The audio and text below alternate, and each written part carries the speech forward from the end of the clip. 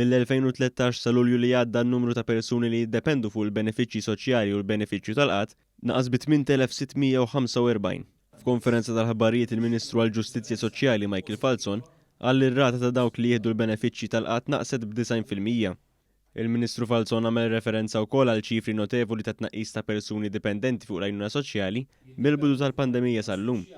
Filwaqt li f'Marzu tas-sena l-oħra meta feċ l-ewwel każ ta' coronavirus f'pajjiżna, kien hawn 6181 persuna li jirċievu l-benefiċċji soċjali, sal-aħħar tax-xahar li għadda kien hawn 6018 persuna. Dan ifisser tnaqqis ta' ftit iktar minn 160 ruħ fuq medda ta' 16-il xahar.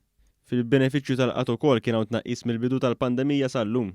Dan hekk kif filwaqt li fis-7 ta' Marzu tas-sena l-oħra kien hawn 562 persuna li jirċievu l-benefiċċju tal-qatt, sal-aħħar ta' Lulju kien hawn 451 persuna li jirċievu dan il-benefiċċju.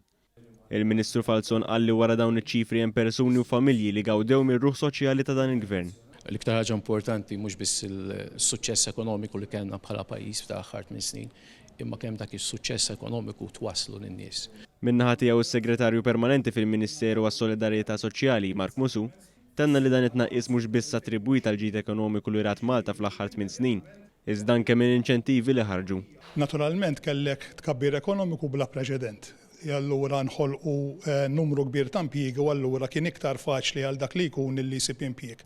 Però dan biss waħdu ma kienx biżżejjed u mbagħad kien hemm pakkett ta' miżuri u inċentivi sabiex min kien jgħix fuq il-benefiċċji soċjali għamilni ilu worth it illi jidħol fid-dinja tax-xogħol.